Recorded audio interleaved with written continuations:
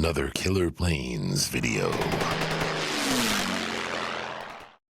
The Killer Planes How-To Series.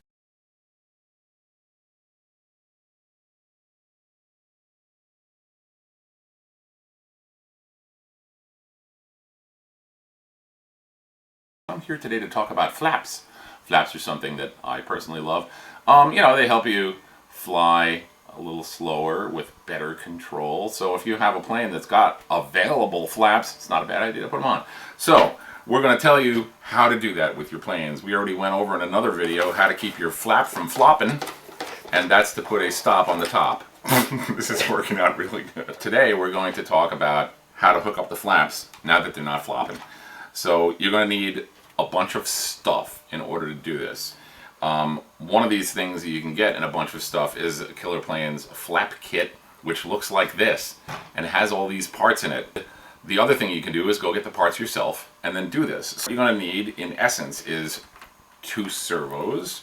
If you have 2 regular servos, you're going to need a servo reverser, which is one of these little doodads, which will make one of your servos run opposite of the other one, which is what you need to hook up flaps. They want to both go the same direction at the same time. What we have here is reversing servos. The red one is the reverse of the black one, so we don't need a reverser. You need 2 servo arms to go back to the flaps from the servos. You need 2 control horns, one for each flap, the screws to fasten all that stuff together, and then you need a splitter to hook the 2 servos up to one plug that goes to your receiver. So you're going to need a transmitter, and you're going to need stuff to power up the transmitter, a battery, speed controller, and a receiver, so that you can plug in all this stuff and test it as you go. All right then, the first thing that you need to do is to determine which way the arms are going to go on your servos. The servos are going to fit the way that they fit, which looks kind of like this. The wire comes out in a certain place and the servo fits in a little hole. So you want to get, hopefully, your wire to be pointed at the line where the wire is going to go in the wing, like so. And this one goes this way. So now we have our servos positioned correctly, we hope.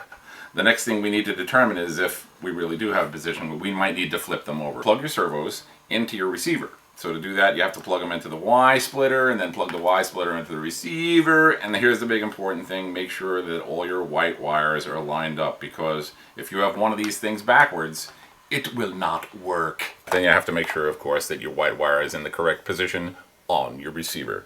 So now we have our servos hooked up to the flap switch on this baby. So I'm going to flip the flap switch. So I'm going down now and up. Now these are facing the right direction by happenstance. Our arms are pointed back when the servo switch is up, and the arms move forward when the servo switch is down. So that'll pull the flap down like this. The other thing we need to determine is the actual position of the arms on the servos, because once we screw them on there and glue the servos in, that's where they are, unless you want to like wreck your plane trying to unscrew them later. So we put the flap up, we put the flap down, and as you can see here, these are pointed just ever so slightly on either side of north, north being straight up like that. So when the flaps are up, they're pointed slightly towards the back. When the flaps are down, they're pointed slightly towards the front. That's optimum servo control you're going to have over that thing. Instead of starting all the way down and coming to the middle, or starting in the middle and going all the way back, you're starting a little bit this way and going a little bit that way. That gives you nice even movement. Now we put our screws in. You'll notice I'm working on the magic towel. This is a magic towel because it keeps things from bouncing. This towel has its own gravity. And if you drop your little screws, they'll sit on the towel, they'll stay there, they'll wait for you, like your dog. Or maybe not like your dog, maybe you have crappy dogs. We have good dogs. So let's unplug all this stuff and turn this off. I don't need it anymore right now. And turn that off. I'm gonna save my batteries so I can go flying, lady, you know what I'm saying? Take out a screwdriver and screw these screws into where they go in the servos. So we're going to put this one in the tiny hole and take the tiny screwdriver and put it in the tiny screw. So these servos happen to fit really nicely in these little pockets because they're the right size servos. How about that? So we're just gonna, the last thing we do is glue the servos into the pockets, okay? Everything else gets done first. When it's all hooked up, everything's working, everything's just the way you want it, then you glue the servos in. So We have one of these little babies already in, and I think the other one isn't. We're going to hot glue the horn right onto the foam, and we're going to also embed some screws into hot glue in the holes. So this one has holes for screws on these two opposite corners, and we're going to make sure that those holes anyways are filled with hot glue so we can embed screws in them. So now we're going to glue this baby on. I've already scraped the paint off where this is going to go so that we're not gluing it to paint. We want to glue it right to foam. So I'm going to squirt hot glue actually into those holes by putting a nozzle right on the hole, squirting hot glue into them.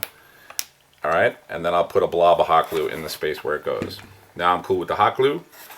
I insert said piece into space and now quickly insert screws into hot glue. It also doesn't hurt to apply some more hot glue to the screw before you put it in. So I'm going to do that to this one. Just to get more the merrier. So if the screws are skinny enough, you can actually just stick them right into the nozzle of the hot glue gun and get hot glue on them that way. Like I just did.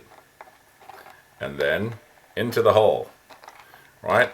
And there it is. So that's pretty much all you have to do. You just let all this hot glue cool. The screws are now embedded in hot glue, in the foam, in the holes, and this baby itself is glued onto the foam. Once that cools down, that is not moving. Now both of these horns are on using the hot glue method. I love this stuff. Hot glue is good because it remains flexible like foam. Foam is flexible, hot glue is flexible when it's dry. Not as flexible as foam, but it's a lot more flexible than epoxy and other things like that. Even CA glue glues into a shell pretty much. It's not flexible at all. This stuff, really good for foam.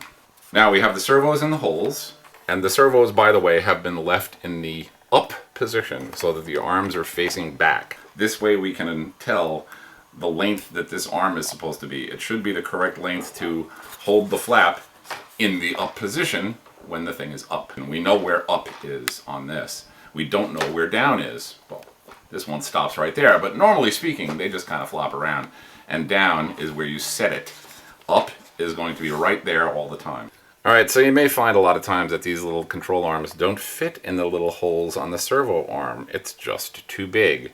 So without getting weird about it, you can just take an X-Acto knife and stick it in the hole from one side and just twirl it around, right? And then stick it in the hole from the other side, same thing, twirl it around. You have just made the hole in the servo arm bigger. You don't need any special tools or anything. And there it is. Now the servo control arm fits through the servo arm hole. And servo in hole.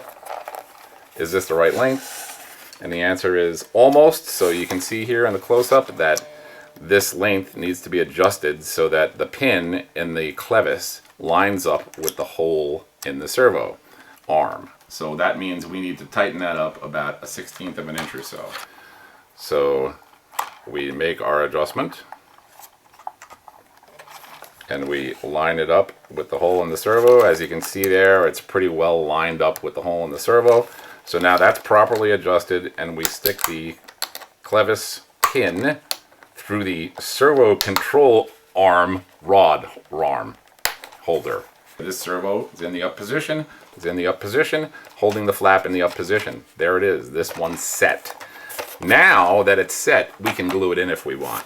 But you do all this stuff first. So here we're going to do the same thing on the other servo. This is why they're not glued in, because doing this stuff when the servo is glued into the wing isn't as easy. I'm telling you, I need a small person with little hands that's going to do all these little things for me. You're too big. You're practically too big. Okay, and you stick it in for both sides, twirl it around.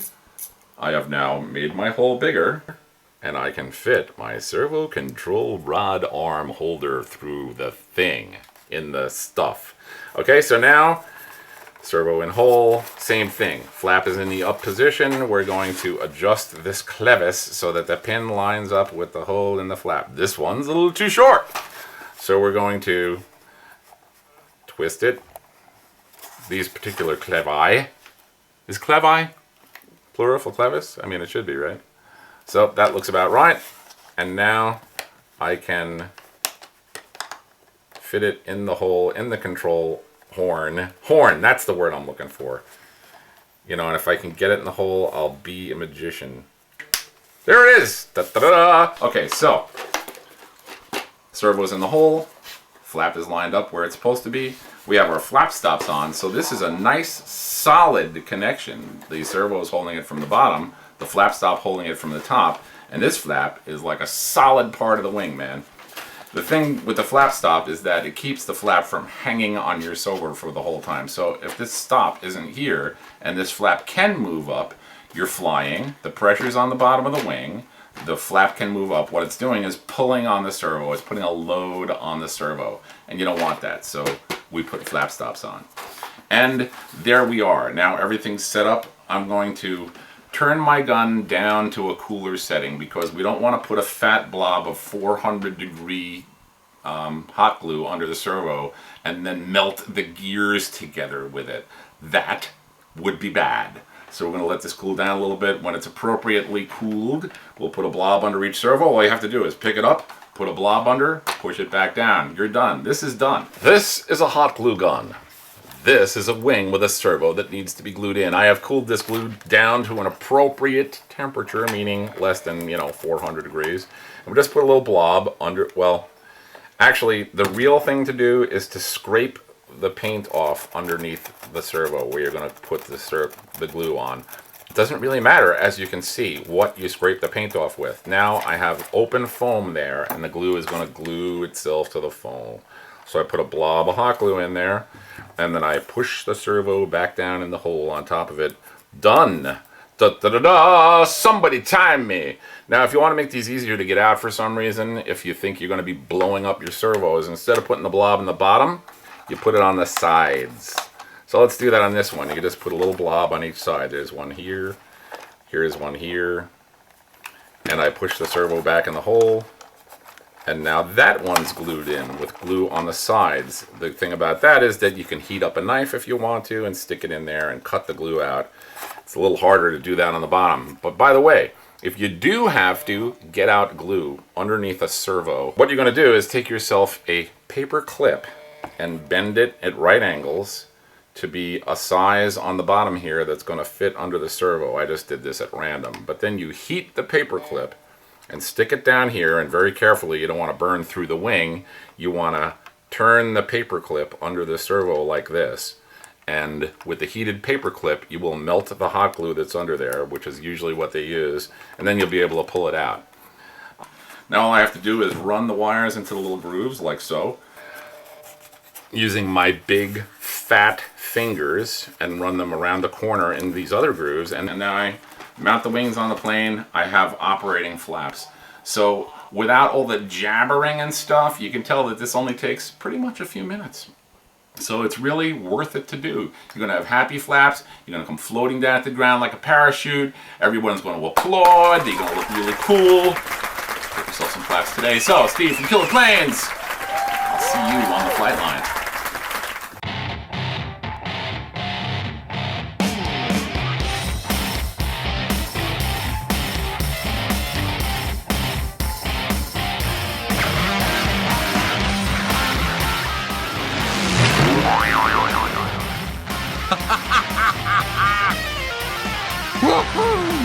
If you put a stop on top, you can keep your flap from flopping. There you go. I'm going to flip the flaps.